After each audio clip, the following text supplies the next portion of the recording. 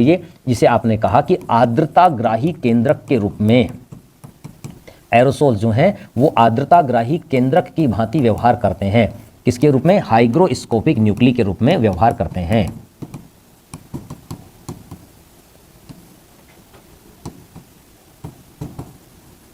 के रूप में व्यवहार करते हैं। इसका मतलब हो गया कि ये क्या करते हैं कि ये जो पार्टिकल्स हैं, है ना, ये जो पार्टिकल्स हैं, ये पार्टिकल्स अपने चारों ओर नमी वाले कणों को लपेट लेते हैं।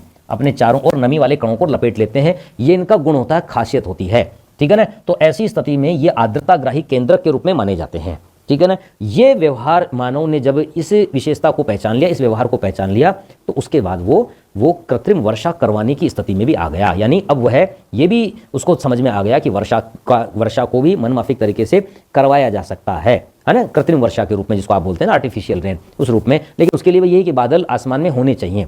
ठीक है ना। बादल वो नहीं बना पा रहा है, लेकिन ये कि भाई जो बादल आ रहे हैं वो अगर बिना बरसे निकल रहे हैं, तो इस प्रोसेस को जानने के बाद वह उन बादलों से वर्षा करवाने की स्थिति में होता है, जिसे आर्टिफिशियल रेन या कृत्रिम वर्षा कह रहे हैं आप। जब आप इस एग्जाम्पल को लेकर के चलते हैं कि जो ये यहाँ सहारा मरुस्थलीय क्षेत्र का वो जो एग्जाम्पल लेते हैं आप, है ना। वैसे तो जब आप जियोमॉर्फोलॉजी वाला पार्ट पढ़ते हैं तब भी आप ये बात पढ़ते हैं, तो जहाँ लोयस मृदा आदि की बात करते हैं ना, तो आप ये कह रहे हैं कि जब सहारा मरुस्थलीय क्षेत्र से चलने वाली गर्म और शुष्क जो पवनें होती हैं, कहाँ से? सहारा डेजर्ट में जो हवाएं चल रही हैं, यहाँ से जो हवाएं चलती हैं, सिंपल पर्टिकुलर इस एग्जाम्पल पर माना चाहते हैं, इसमें ना ज़्यादा हम कोई और बातें नहीं करना चाह रहे अभी तो पर्टिकुलर। तो सहारा मरुस्थलीय क्षेत्र में यहाँ पर ये जो मरुस्थलीय इलाका है, ये मरुस्थलीय इलाका गर्म है। इस एग्जाम्पल को समझने के इस विशेषता को समझने के लिए बेहतरीन एग्जाम्पल ले रहे हैं। हमने कहा कि सहारा मरुस्थल गर्म है और यहाँ पर गर्म व शुष्क प्रकार की हवाएं चलती हैं, है ना। यहाँ पर गर्म व शुष्क प्रकार की हवाएं चलती हैं। तो इस प्रकार की पवनें जो हैं ये कैसी हैं? ये गर्म व शुष्क हवाएं हैं। गर्म व शुष्क हवाएं जो हैं, चूंकि हम ये जानते हैं कि तापमान का और आर्द्रता धारण करने की क्षमता का समानुपाती संबंध होता है। Direct relation between temperature and the humidity capacity. तापमान का और आर्द्रता धारण करने की क्षमता का समानुपाती संबंध होता है।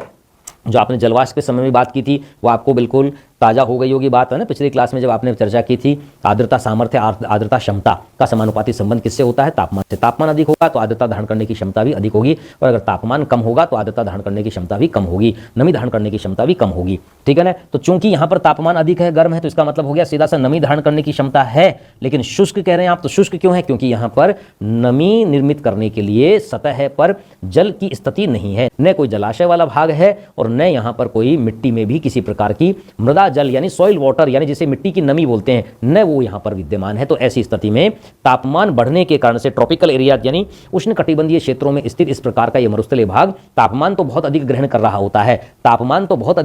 होता है, परंतु यह क्या करता है कि यह आर्द्रता सामर्थ्य तो बढ़ा लेता है, परंतु यहाँ पर नमी के रूप में पहुंचने के लिए जलाशय या अन्य प्रकार की स्थितियां नहीं है। तो कहने का मतलब ये हो गया कि ये तापमान और आर्द्रता धारण करने की क्षमता का जो समानुपाती संबंध है, इसके हिसाब से ये जो वायु है ना, ये वायु कैसी वायु हो गई? ये वायु इस प्रकार की हो गई ना, जो अधिक क्षमता वाली, ह्यूमिडिटी कैपेसिटी जिसकी अधिक है परंतु शुष्क है।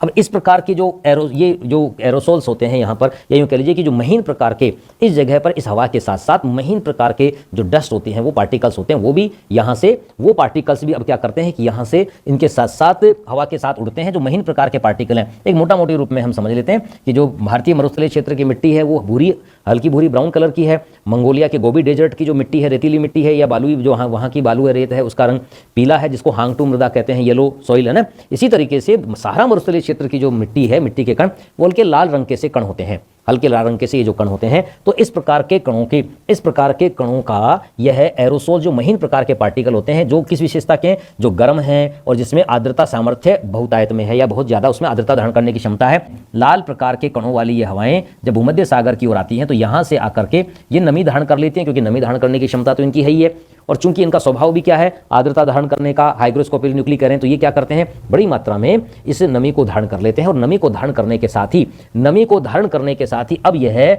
नमी युक्त इस प्रकार की ये जो पार्टिकल्स होते हैं हाइग्रोस्कोपिक न्यूक्ली, जैसे ही इटली में पहुंचते हैं, इटली में यहाँ पर ये कर देते हैं ब्लड रेन, खूनी वर्षा, क्योंकि यहाँ पर पहुंचते ही पर्वतीय क्षेत्रों पर ऊपर उठती हुई वायु संघनित हो जाती है। आफ्टर द कंडेंसेशन प्रोसेस, संघनन की प्रक्रिया के पश्चात इस प्रकार के जो ये कण होते हैं ये वर्षा कर देते हैं। तो वर्षा जो होती है इन लाल कणों, इन लाल हाइग्रोस्कोपिक न्यूक्ली या इस प्रकार के एरोसोल्स के कारण से यह वर्षा, उसमें जो हल्का सा लालपन दिखाई देता है, जिसके आधार पर इसे रक्त वर्षा, खूनी वर्षा या ब्लड रेन कहा जाता है।